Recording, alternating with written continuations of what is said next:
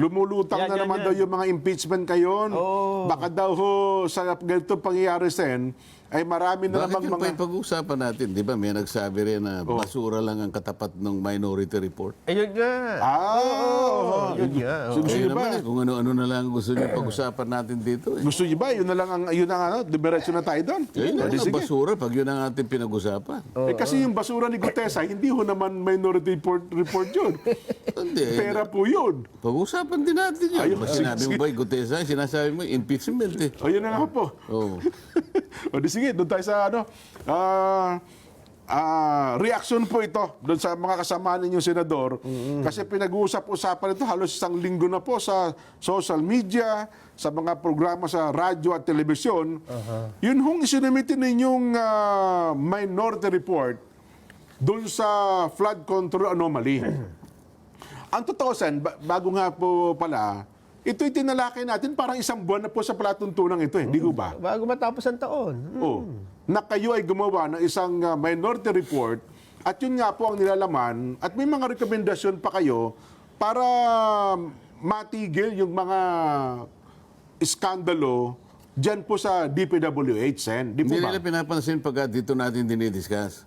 So, ang ginawa namin ni SNIME, doon na Opo. lamang sa Senado. Opo. Tinabag namin yung mga inakala naming magagamit namin na pwedeng sila ang magsalita laban dun sa aming inihayag na minority report. Ayun nga, ganun na nangyari. Ganun pala yung technique. Ayun, opo. Alam mo, sa tagal na noon, December 10 pang ibinigay yan sa opisina ng Senate President. Pero ngayon lang sila nagsasalita dahil Nagpa-presscon po kayo. nagpa-presscon kami. Kung hindi pa pala kami nagpapa-presscon, di man lang nila mabibigyan ng pansin pala. Oho. At sinabi nga, ano yung sinabi nila? Eh mukhang basura daw po yun at sa basurahan daw dapat ay ituloy. No. Bakit kaya niya nasabi yon, Nelson? Sa basura ang tuloy. Kasi ang sabi niya, Sen, batay sa panayam, ay nabastusan siya dun sa minority report. Unang-una, ang nagsalita din ay si Senate President Tito Soto na wala pa namang report yung committee. Wala yung pa Blue committee Ribbon report. Committee. Dapat wala munang minority report. Kasi parang Inuunahan nyo. Sen. Oo. Hindi, yung sinasabi niyo na wala pa namang report ang majority committee. Oho. Pasinag natin kung bakit wala pa silang report kahit partial lang. May sinenda ko kay Director eh. Direk, kung nandyan ka, pwede bang ipalabas mo muna para makita natin? Bakit hanggang ngayon wala silang ma-submitting report kahit partial lang? Oho. Oho. Kasi dyan magsisimula ang ano eh. Ito ang may dahilan kung bakit nilabas na namin yung minority report eh. Bakit Dina-draft. Ayan. Sige, direct. Dina-draft. Mahina itong mga staff ko. Sabi ko, before mag-break noong December, tapusin nila eh. Ngayon wala pa. Wala, nakatingin lang sa akin, walang tumatango. Direct, medyo atas pa rin ng konti. Ano, mas sabihin, nauna pa doon ng konti, Sen. Oo, inauna ng konti. Sige, Ron. sige. Inaayos po Nagtanong nila. sa kanya eh. Yan yung tanong, para maintindihan natin. Oo. Sige, medyo buffering lang yan, Sen. Ano? Alam mo yun, medyo yung ating mga aparato. Habang inihanda po nila, bigyan nyo lang po kami ng konting background. Ano ba itong minority report na ito, Sen? Sa kabatiran lang po ng ating mga Alam mo, taga-subaybay, taga-pakinig. tinawag naming, lalo na ako, tinawag kong minority report dahil wala pa nga silang majority report. Hindi ko maintindihan kung bakit sinasabi nilang ang katapat niyan ay basura lang. Opo. Wala naman akong nakikita na dapat ay ituring na ito'y papunta lang sa basura. Oho. Sapagkat yung nilalaman nun, kung binasa nila, narinig ko si Senator Lacson, hindi man lang niya binasa eh. Hindi na po. Hindi nga rin po niya pinansin. Tama kayo. O paano mo sasabihin ang isang report ay nauukol lang sa basura, hindi mo man lang binasa? Oho. At sinabi mo na bastusan ka dahil naglabas kami ng minority report nang hindi pa sila nakakapaglabas. Kaya gusto kong malaman, maparinig muna natin sa ating mga kababayan, Opo. bakit hindi sila makapagpalabas ng report? Para sa ganon, pagkalabas ng kanilang report, Magbibigay din kami at maglalabas ng report. Bakit kami umuna at naunang gumawa ng report? Opo. Ayun. Kaya kailangan Marinig mo nang natin. makita at marinig Ayun, natin ito. Ano bang dahilan? Bakit inunahan nyo na po, no? Oo. Ilang pages po ito, Sen? 500 plus? Ba't ganun ba kadami po? Yung 567 nata o 576. 567 pages. Yung mismong report, mga 103 lang yon. Yung mahigit na 450, mga exhibits yun eh. Mga annexes. Opo. Oo. Ayun. Pero ito po, ano ang nahagip? Di ba, nung chairman po kayo ng Blue Ribbon Committee, hanggang napaltang kayo, ilang pagdinig ito sa nakapaloob dun sa committee report ninyo? Bago ko sana sagutin, kaya nga gusto ko makita nyo muna yun eh. Yung minority report na yan, ang kinapalooban niya ay unang 3 pagdinig na ako pa yung chairman. Opo. So 3. Okay. Pagkatapos yung susunod na 3, yung si Senator Ping naman ang chairman. Okay. Pareho naman yung ginagamit ng naming mga testigo at mga resource persons. Yung ginamit namin doon ay yung mga individual na mga testimonies ng mga witnesses.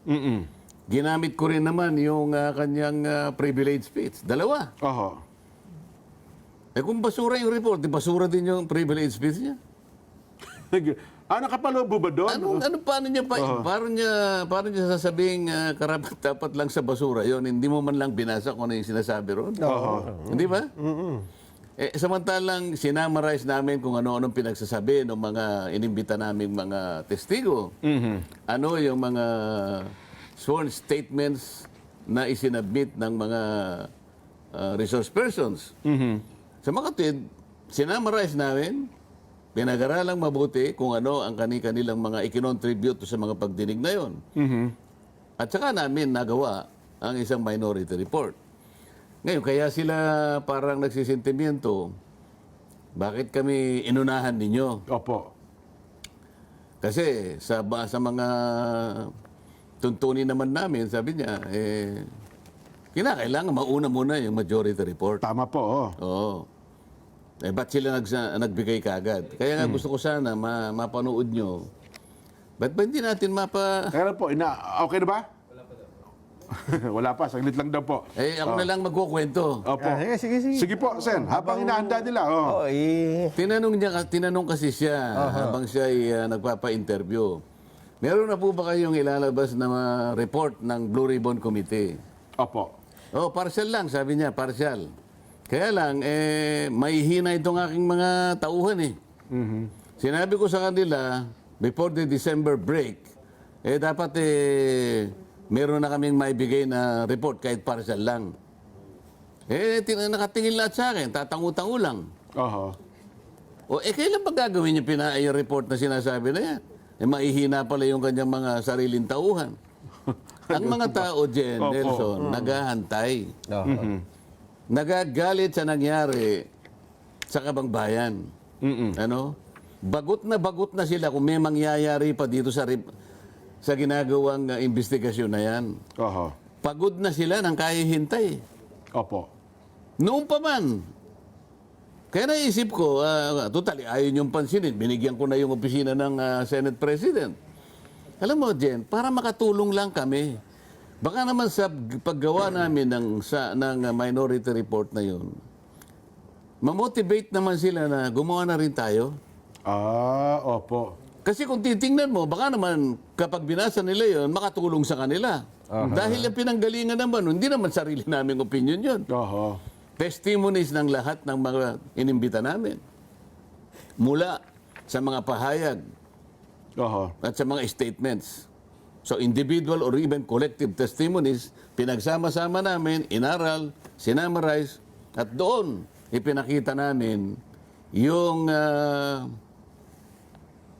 mga eskema na ginamit. Kung bakit nagawa nila itong mga ganito. Oho. Ano-ano ang pamamaraan na ginawa nila.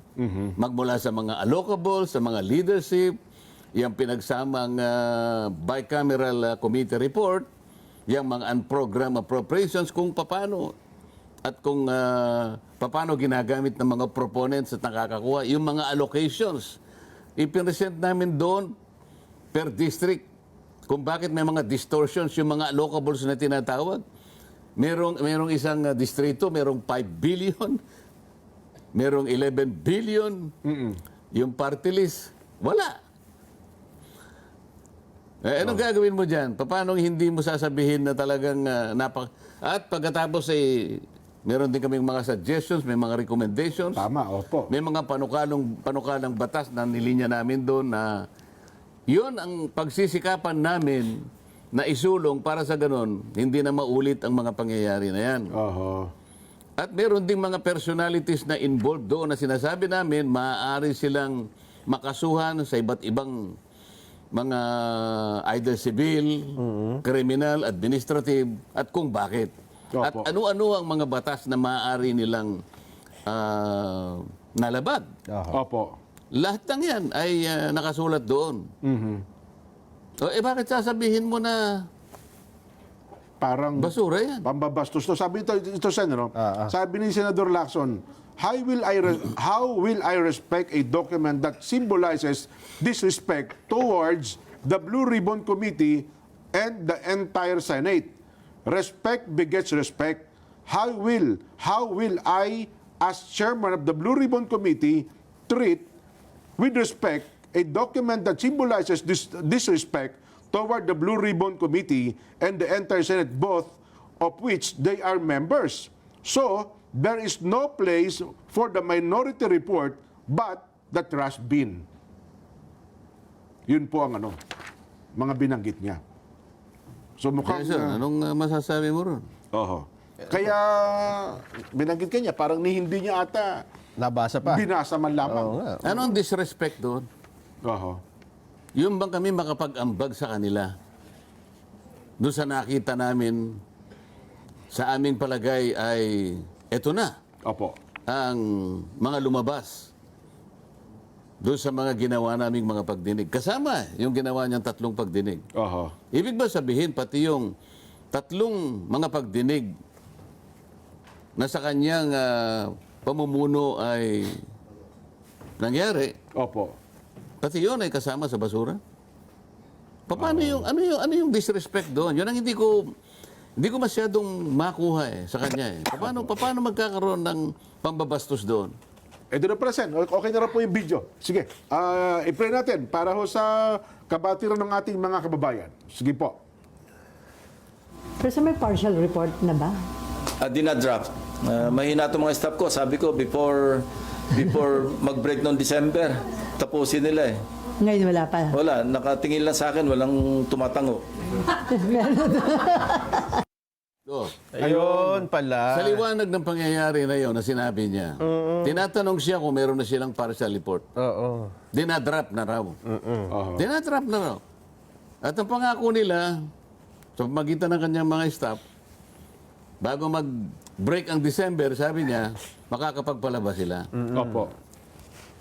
Okay na magsabi, meron ba? Inamin niya pati yung sarili niyang mga tauhan, puro mahihina. Ay, kailan kayo maglalabas? Oho. Nelson, Jen, Opo. tingnan mo nangyari sa Kabangbayan. Nilimas. Oho. Ang tao nagagalit. Ang pot ay namumuo sa kanilang mga dibdib. Naghihintay, bagot na bagot. Parang wala na silang pag-asa na may mangyayari sa pagdinig. Pero saan ito pong presko niya ito? Pagkatapos po ng presko niya, Senadora Amy, unoon pa po itong presko niya ito. Bago pa yan eh. Bago mag-December break ang Ay, ito sinasabi. pala. Okay. Kaya ko pinalalabas ito. Opo. Partial nga lang ang inihingi sa kanila eh. Oho. So last year pa pala itong video ito, yung tanong sa kanya. O, ikaw naman kasasabi niya lang, before December break. Opo. Oo. Akala ko nagkukwento siya na dapat yung report ay before December break. Hanggang ngayon, wala pa Hindi, rin. yung minority, iba yung sa amin. Yun na nga po. Ang tinatanong siya, meron na po ba kayong report sa Blue Ribbon Committee? Dinadrop na. Oho. Partial lang.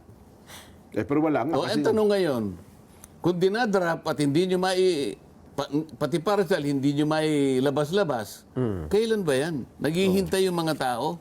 Oho. Ano, gusto nyo lang magsawa ang tao ng kahihintay? Para sa ganun, wala lang. Sa kasasawa ng tao, hanggang sa mawalan sila ng interes, yun ba ang patakaran? Kay SP Soto naman, Sen, itong kanyang reaksyon, sabi niya, walang naunang minority report, Yeah. walang pang media. Anong silbi nun? Hindi nga maikalendar on the floor. Kahit anong committee report yan, unless I take up a plenary, ay wala yan. At the moment, it's a media report, pang media. Nilabas namin sa media dahil nga gusto namin makapaglabas sila ng report kagad sa lalong madaling panahon. Hindi ba? Bakit sinabi ba namin pag nilabas namin yung minority report, ite-take up? Sinabi ba namin ganun? Hindi. Sa kagustuhan lang namin na mapagsilbihan ng bayan na naghihintay, ano ba talagang nangyayari? Wala pa bang report dyan? Wala pa ba kayong may re-report sa amin? Wala kayong may uulat sa amin? Samantalang nilimas na, sinimot na ang kabang bayan. Ganyan ba? Ilang pang pagdinig ba? Ngayon, nung ginawa namin yung minority report, para sa ganun, maingganyo man lang sila. Okay. Yun ang pinakapakay nun eh. Hindi para sabihin namin, wag na kayong gumawa, ito na yung sa amin. I-take up natin sa komite, sa plenary. Wala bang may sinasabing ganun? Hindi naman pwedeng mangyari yun eh. Oo nga. So, pero siguro, ang point lang nila, Sen, ba't yung parang inunahan nyo kasi kami? Kami ang... Kailan nga kayo maglalabas? Ayun. Paano nyo sasabing inunahan kayo? Kailan ba kayo maglalabas? Ay, maglalabas pa ba kayo o hindi? Ayun lang. Ano nga, oo.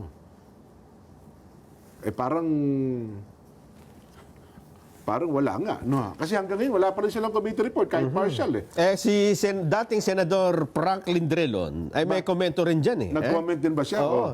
Ang sabi naman niya, Senador Rodante Marcoleta and Amy Marcos did not follow proper Senate procedure.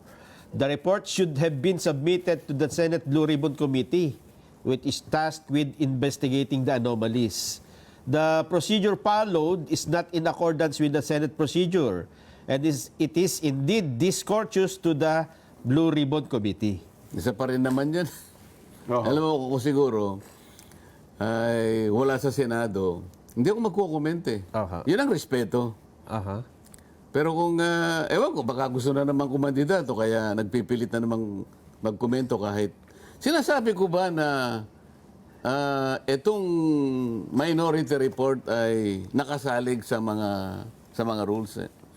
Kasi yung rules namin ay magbibigay ka ng concurring report or dissenting report kung tapos na yung majority report. Yes po. Ang problema namin, Wala eh. hindi namin alam, kagaya ng kanyang pagpapahayag, kung kailan ba magkakaroon ng report. Inip na ang mga tao. Kaya nga namin ginawa yon. Baka sakali, kaya hindi namin sinabit sa Blue Ribbon Committee. Sa Lalo taong siyang, baka sabihin niya, lalo siyang may insulto ron. Hindi, kaya binigay namin, binigay ko sa opisina ng Senate President. Baka silang dalawa man lang mag-usap, tahimik yun eh. Nakagawa na sila nito Ayaw mo ba na bilisan din natin? Ayun. Baka yun naman yung pakay nila, kaya nila binigay. Hindi nga nila nilabas to eh. Di ba? So ang layunin nyo talaga sila, i-call lang yung kanilang attention na kayo, gumawa din ng report kasi baka makatulong itong... Kasama na hindi, pantulong talaga yun. Kung Ayun. talagang gagawa kayo ng report, bilisan ninyo kami, nakagawa na kami. Anong masama doon kung halimbawa, binasa nila yung report? Ang problema, si Franklin Drilon, hindi rin niya binasa yan. Palagay ko. Sa bagay, Senator Ping, sinabi niya, hindi ko binasa yan. Si Senator Soto, ayaw ko binasa niya sapagkat meron siyang kopya. Siyang kauna-una nagkaroon ng kopya. Bakit nyo kagad hahatulan? Sasabihin nyo para sa basura lang. Hindi nyo man lang binasa. Ang pinagkunan namin yan, hindi namin sariling haka-haka. Hindi namin sariling panukala. Yan ay galing sa mga taong tinawag natin, tumistigo, tumulong sa atin para linawin ang pangyayari patungkol din sa mga maanumalyang pagpapatupad ng flood control projects.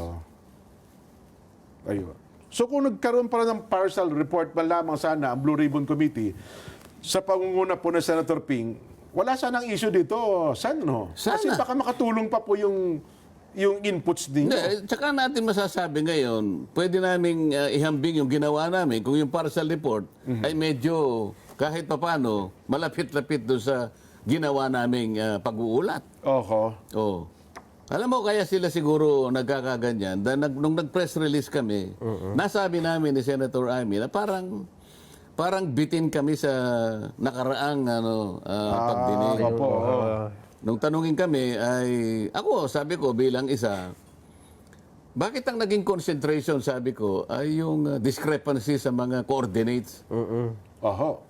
Kako Septyembre pa ako, kung di ako nagkakamali sa pangalawang pagdinig, sinabi ko na mali lahat ang ginawa nilang pag-uulat at pag-i-input sa sumbong sa Pangulo dahil ang binigay nila ay isang application na multi-year. Oho. Meron sila kakong mas accurate na pamamaraan para matukoy yung mga coordinates, yung PCMA. Yes po. Okay? Meron pa silang Survey 123. September pa yun dyan. Siguro kung hindi una, pangalawa sigurong pagdinig. Pinrobe ko na sa pagitan ng sample, 14 na sample, na magmula sa siguro mga 70 meters hanggang 400 meters ang discrepancy. Kaya layo. ako magkakaroon ng problema sa pag-iimbestiga lang. Dahil ang coordinates puro mali. Bakit nag-concentrate na naman doon? Ayun. At doon pinoprove nila na mali talaga ang coordinates. Uulitin ba na naman nila yung sinabi namin? Oho. Pagkatapos, mas marami ka ako ang dapat tinanong nila doon. Halimbawa, natatandaan ninyo, ewan ko si Nelson kung napansin niya, noong merong plenary debates ng itong 2026 budget, at dinideliberate yung DBCC budget. Yes po. Bale, kaugnay ng budget, ang nakaharap ay yung members ng DBCC. Opo. Ito yung economic cluster. Doon niya ibinunyag na tinawagan daw siya ng pansin ng dating Yusek Bernardo ng DPWH. At di umano ay sinabi sa kanya na yung binanggit ni Saldico sa kanyang pagpapahayag sa video na 100 billion, sabing ganon. Hindi po ganon ang talaga nangyari. Merong 100 billion, sabi niya. Pero yung 89 billion ang nag-implement DPWH. Hindi nga napanood niya? Napansin mo namin. 89 billion ay inilatag ng DPWH. Yung 29 billion other agencies. Mula kanya doon sa 89 billion, sabi niya, ang hinandle ko ay parang 51 to 52 billion. Ngayon, ang porsyento doon 16%. Opo. Sinabi niya, yung 6 billion, ay yung 8 billion na 16% nung about 51 to 52 billion, binigay daw ni Yusek Bernardo kay Yusek Traigib. Oho. Yun. At si Yusek Traigib naman, binigay kay Yusek Adrian Bersamin. Doon sa kanyang pag-interpolate, sinabi niya, alam niyo kanya si Yusek Bersamin, niname drop niya lang si Pangulong Marcos. Oho. Bakit niya natiyak na nagkaroon pa ng investigation sa Blue Ribbon Committee na nagkaroon ng kahit papano ay natukoy namin na yung Yusek Bersamin ginamit ang pangalan ni Pangulong Marcos. Dito wala tayong gustong bigyan ng kasalanan. Ina-analyze lang natin. Sabi niya, diname drop lang ni Adrian Bersamin ang pangalan ni Pangulong Marcos. Sa mga tweet, inaalis niya kagad Oho. May konklusyon na. Parang may konklusyon na siya na yung sinabi ni Adrian, sinabi ni Saldico, na yung 100 million ay nilatag ng opisina ng Pangulo sa NEP. Sabi niya, hindi ba dapat ito yung unahin? 8 billion yun kinukwento pa niya kung paano nagbibigay. Yun daw 8 billion na yun ay diniliver sa 10 pamamaraan, sa 10 panahon, instances. Opo. Meron pang nagpupunta sila sa basement ng Diamond Hotel. Na kung saan gagamit ng parehong armor ban si Traigib at saka si Bernardo. Yung isa puno. Pagkatapos magpapalit sila. Hindi ba seryosong akusasyon na conclusion na yun eh? Totoo po. Bakit nagharap sila? Itong huling pagdinig na to, nagharap si Trigib. Nagharap sila ni Bernardo. Tinanong ni Senador Kiko, ano ito, nababasa ko yung sinasabi ni Bernardo, na ikaw daw, binigay niya yung 8 billion. Alam mo ang sagot ng Trigib? Hindi po totoo yan. Oho. Ganun lang kasimple. General denial. Wala nang mga sumusunod na pagtatanong. Tapos na. Ganun ba yun? Oho. Nabanggit ang pangalan ni Yusek Adrian Bersamin. Ba't di pinatawag Di yung Yusek pinatawag po yun, oh. Paano mo ngayon mapagdudugtong lahat ito kung hindi mo tatawagin lahat? Oho. So ano yung tinawag niya? Dalawang babae nakatakip ang muka. Oho. Bago nyo ituloy, Sen, saglit lang, higop po na kayo ng mainit-init na kape, pamparelax. Ano ha? Kasi po, libre ang bakuna sa LGU Health Centers at DOH bukas at napatunayan pong ligtas at epektibo para hindi po maospital at maiwasan po ang mga nakamamatay na sakit. Tandaan niyo po mas mahal ang magkasakit kaysa magpabakuna. Protektahan po ang sarili at ang pamilya. Panoorin po natin ang paalala ng DOH tungkol dito. Proteksyon ng mga bata kontra tigdas, polio, tetanus, Hep B at iba pa. Kaya magpabakuna. Ang mga buntis magiging ligtas sa banta ng tetano at diphtheria. Kaya magpabakuna. Ang mga lolo at lola malalabanan ng flu at pulmonya. Kaya magpabakuna. Ang bakuna ay ligtas at epektibo. Kumonsulta sa inyong healthcare worker. Kaya magpabakuna dahil bawat buhay mahalaga.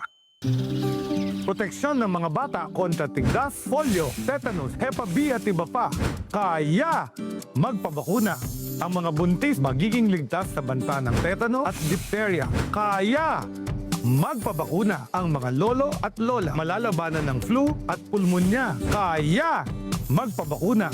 Ang bakuna ay ligtas at epektibo. Kumonsulta sa inyong healthcare worker. Kaya magpabakuna dahil bawat buhay mahalaga. Salamat po, DOH. Magbabalik pa po ang Saganang Mamamayan.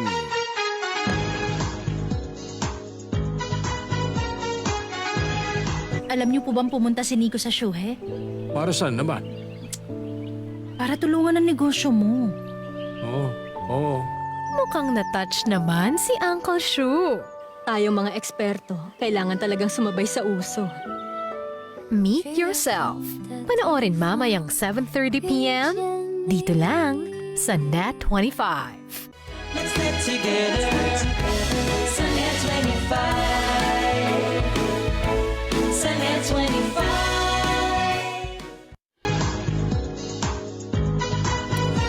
Gamit po ang inyong mga remote control, i-scan po Net25 sa yung TV menu at pagkatapos ma-scan, piliin po Net25 HD mula sa listahan ng mga channels. Let's Net together na sa panonood ng mga programa, lalong-lalo na po ng Saganang Mamamayan. Ayun, tuloy tayo, Nelson. Ayun na, nandun tayo sa pagpapatuloy ng ating talakayan. Ang napansin nyo, Sen, bakit ang ipinatawag ay dalawang babaeng nakatakip ang... Di, pero doon sa punto na yun, Sen, vital kasi yung dapat statement ni Adrian eh. Di ba? Kasi siya ang nagsasabing yun daw ay Diniretso sige to niya, ganyan tsaka eh. may conclusion siya na sinasabi. Opo eh. I will identify officials of government, sabi niya. Sinabi, Yusek Trigib. At saka si Yusek Bersamin, he was name-dropping the president. Sa mga tweet, inalisan niya kagad ng responsibility ang opisina ng presidente. Alam niya eh. Opo. Yusek Adrian, name-drop the name of the president. Yes. Ganun siya kasigurado. Kinungklud niya. Pero bakit hanggang ngayon, hindi niya tinatawag yon? At nandun yung Trigib, nandun yung Bernardo, dapat nandun din yung ano. Yung sinasabi ko, Bersamin, kung sino-sino yung pinipresenta ng mga testigo, ano ba sinasabi niya? Sabi niya, doon sa kanyang opening statement, Opo. nung Monday. Ito sinabi niya, let me emphasize one point. Ayan. We always go where the evidence leads us. Ha? We do not target any particular person nor we have the intention to cover up for anybody. Taliwas ito eh. Oo nga. Wherever the evidence leads us. Uy, nagsabi si Trigib. Nagsabi Adrian Bersamin. Ba't di mo sila patawagin? Ay, bakit ganito? wala raw silang intensyon na panatan ng iba. O to cover up anybody. Parang may kino-cover ka rito.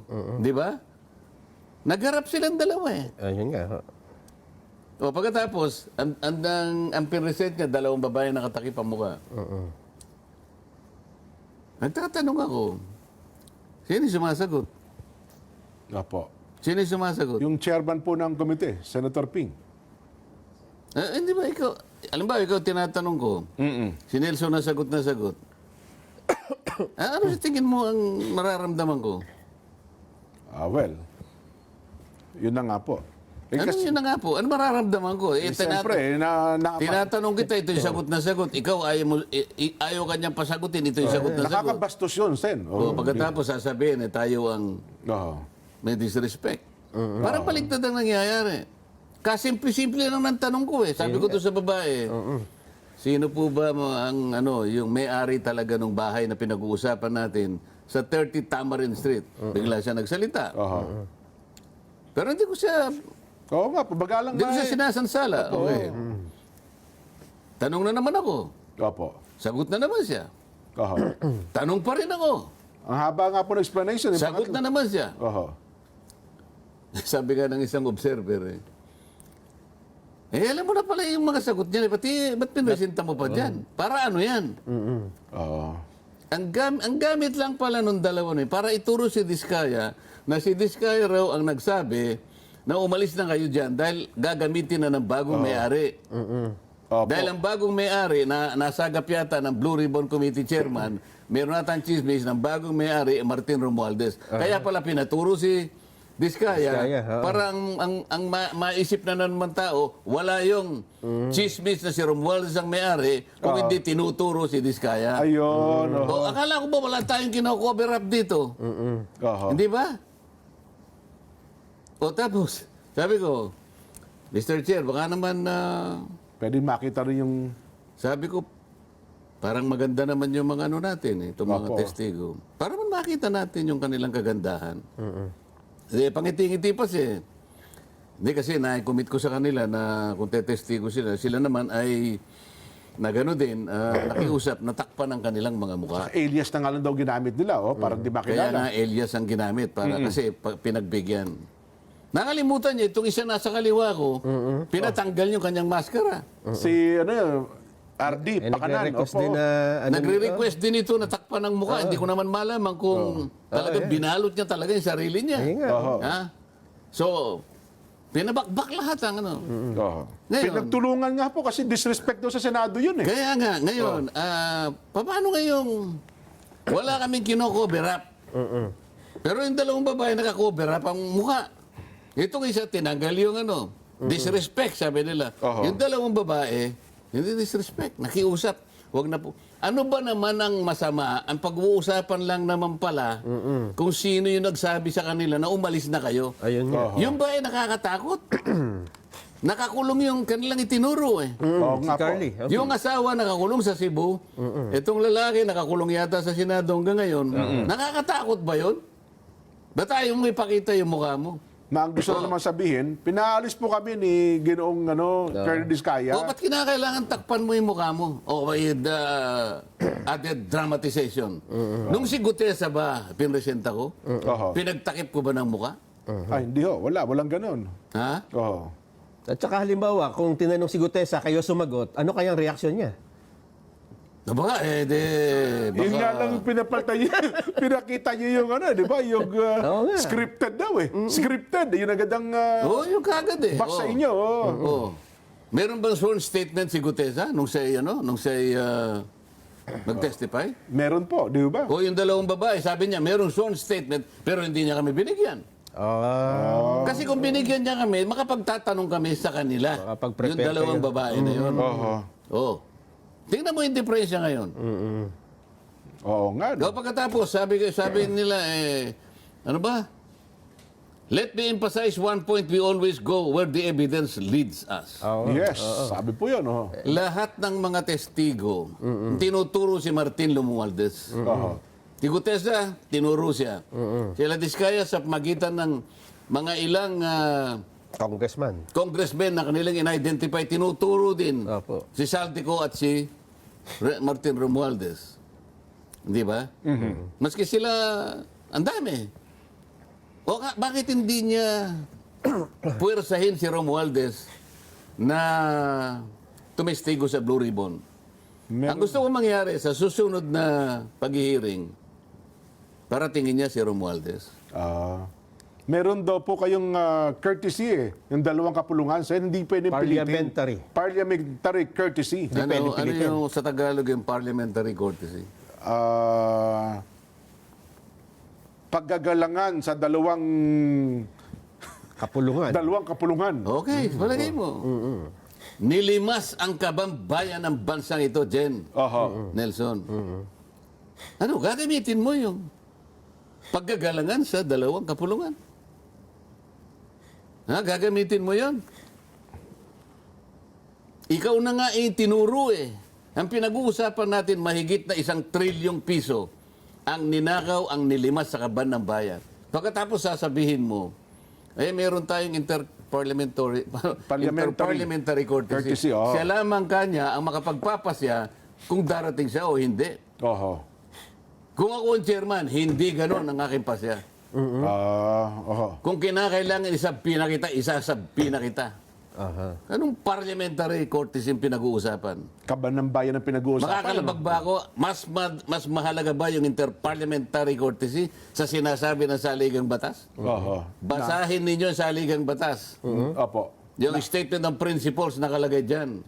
Na kailangan lahat ng mga opisyalis ng gobyerno ay hindi dapat nai-involve sa corruption.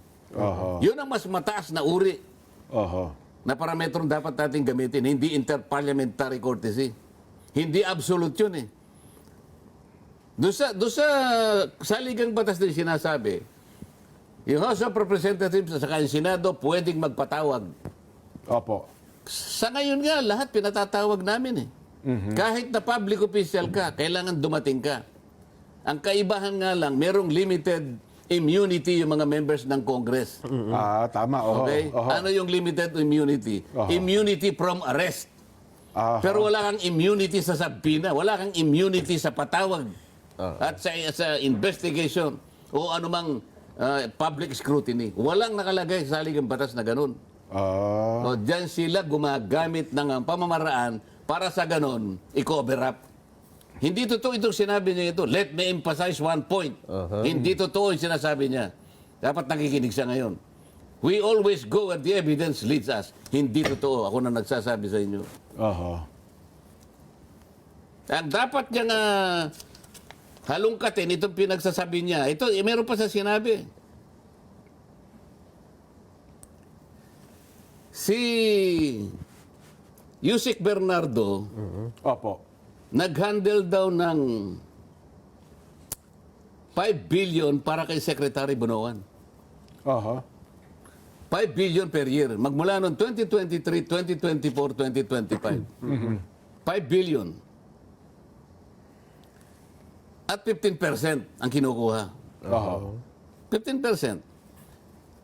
Ngayon, sa kickback na yon, 75% napupunta kay Bonoan, 25% kay Bernardo. Siya rin ang nagsabi nun eh. Nandun si Bernardo, nandun si Bonoan. Dininay din ni Bonoan. Hindi po totoo yun. Pagka wala kang specific denial, general denial lang, that amounts to admission. Ganun ba Hindi yun? totoo yun. Ganun lang. Ganun lang kasimple. Alin ang hindi totoo? Yung 75%? O 70% lang ang nakuha mo? Kailangan siguro, i-deny mo yan specific, hindi yung general denial. Lumitaw yung Cabral Files. Nakalagay doon kung sino. Sinabi rin niya. Hindi ba niya napapangkin sinasabi niya? Mahilig yung magpa-interview eh. Sabi niya, at least 5 secretaries of the departments and USECs were beneficiaries of the allocables under the Cabral Files.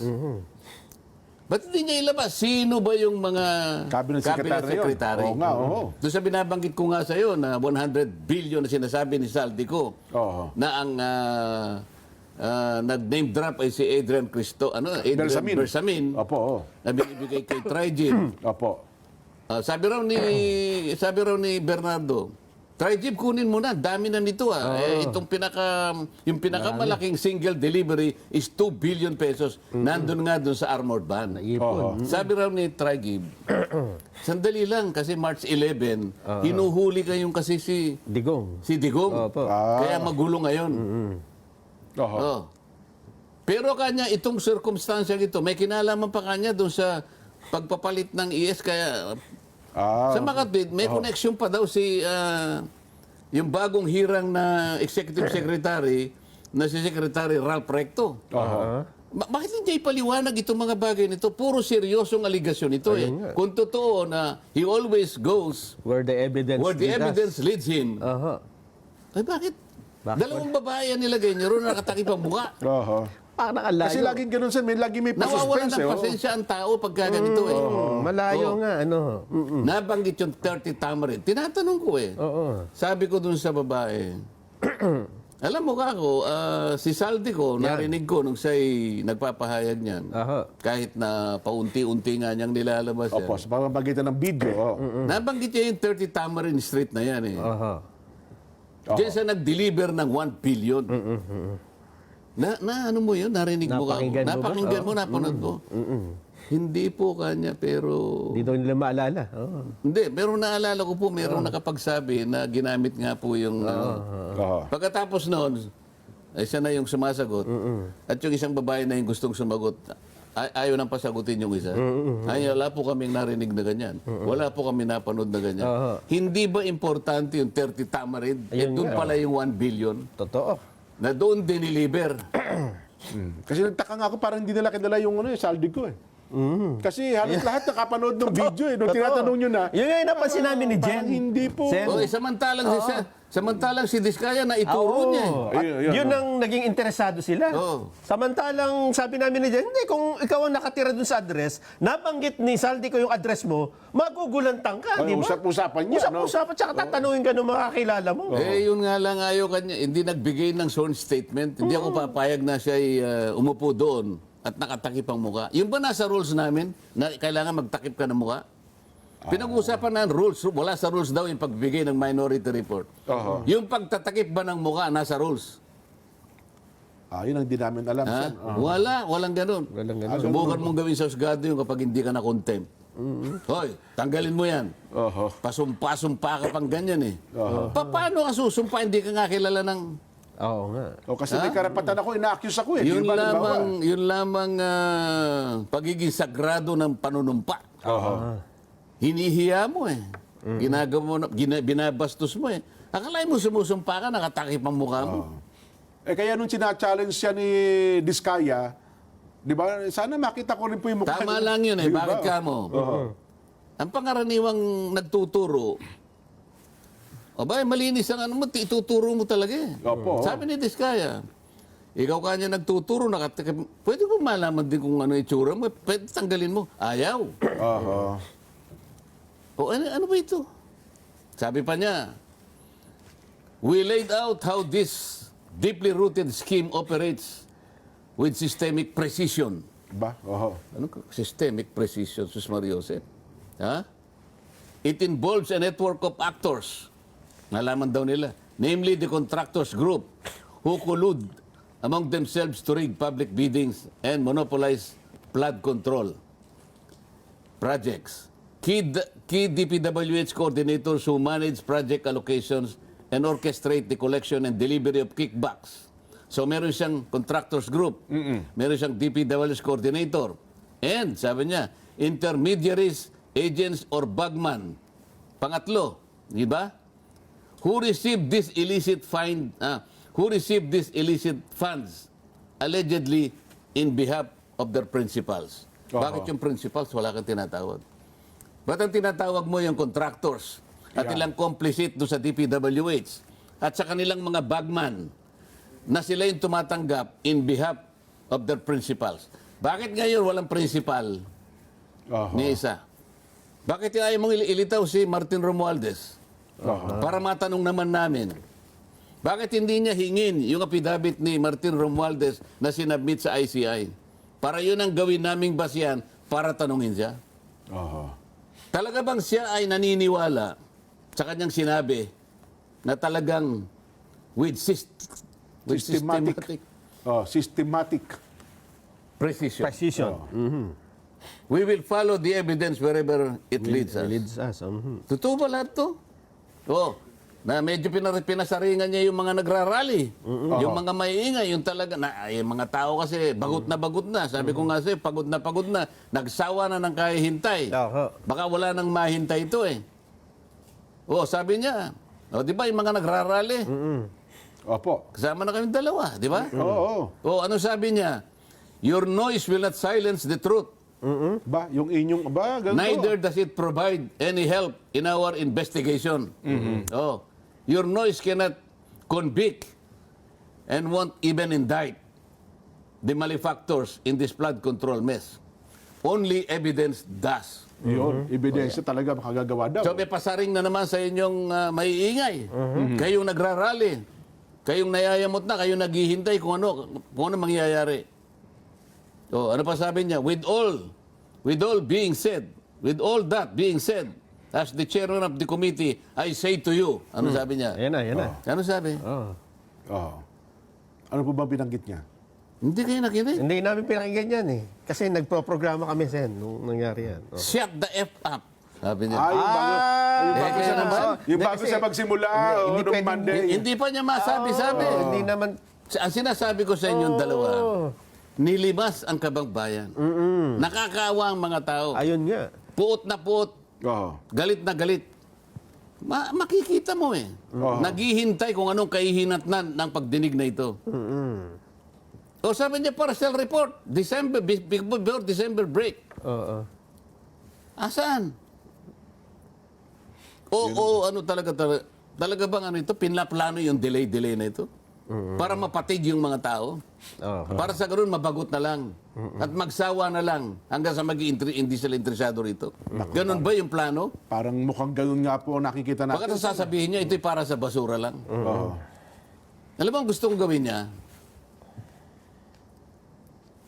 Sabihin niya sa Senado ito, Oo. I think he should deliver a privilege speech. And in the plenary hall, sabihin niya na ito ay para lang sa trash bin. Para sa ganun, meron akong panahon na Matanong kayo. sa matanong Senado para maging opisyal lahat. Siya. Opo. Kaya ako lang dinidiscuss ito. Didiscuss niya sa media. Pero mas maganda rito sa Senado. Para recorded lahat. Ano po? Oo. Yun ang aking gustong gawin niya. Oo. Kung ayaw naman niya, halimbawa, pumili siya ng television station, magharap kami. Namili siya sa dalawa. Oo. Kung ayaw niya, he should shut the fuck up. Yun. Ako didiretsuhin ko na kayong dalawa. Kung hindi niya madiretso, ako didiretsuhin ko kayo. Oo. O, ba't parang hindi kayo makasagot? Sige po, abangan natin, Sen. Kung i-call niya. Tingnan natin kung i-call niya yan. Ano ha? Maganda pong pangyayari yan. At saka, Jen, pagka ganito ang issue, walang sino man ang pwedeng magsabing, manahimik kayo. Hindi ko pa pwedeng manahimik ang taong bayan. Pera ng taong bayan ito. Kahapon, kung narinig niyo, si Secretary John B. Cremulya, alam mo sinabi niya si Gutesa fake? Ganun ba? Bakit sila magkukuklod ng ganun? Paano naging fake si Gutesa? Hindi makalabas si Gutesa dahil alam kong kontrolado nila kung nasan siya. Paano naging fake si Gutesa? Siya lamang kasi ang nakapagsabi na dinideliver nila ang pera kay Saldico at sa bahay ni Martin Romualdez. So, sinasabi nilang peke sapagkat pinipilit nila na yung notaryo ay peki daw. Samantalang yung tao, wala namang kinalaman kung paano pepekein ng notaryo. Basta pumunta lamang doon, nagpanotaryo. Totoo. Meron ba kayong nabalitaan na isang tao nameke ng notaryo? Parang wala pa po. Yun ang gagamitin nila. Maitago lang. Ang gusto nilang itago. Grabe, ano ha? Oo. Kasi parang maraming yung na-excite kasi akala natin hindi din na ng gusto si Bonoan, di ba? Parang ang dating, niloko mo ang Pangulo pagdating doon Ay, Tsaka, salamat po ng ang marami. akala natin sa hearing na yon, doon na magkakaalaman, Oo, di ba? Parang huling Kasi- pagdinig na ito. Oo, nandun na si Bonoan, nandun yung Trigib, Oo. nandun si Bernardo. Oo. Pero ang lulitang pala, yung dalawang babae. Yun nga. Di ba parang... Ako hinintay ko yung Adrian Bersamin Oo. Pero ano yung ginagawa nila? Ba't ganito? Ang tao, naghihintay. Naghihintay ng resulta. Naghihintay ng katotohanan. Oho. O idinuduyan kayo Sabi nga nila Chubibo. we're not moving forward. We're moving in circles. Paikot-ikot tayo. Di ba? Sinutsubibong nga. Chubibo. Nachubibo na kayo. Yun na nga. Anyway, paano yan? Pasensya na muna sa mga pagbati. Mainit po kami ngayon Mainit Wala kami muna pagbati ngayon. Talaga naman. Ay, nako. Pwede bang sa Monday magprograma uli kayo? Para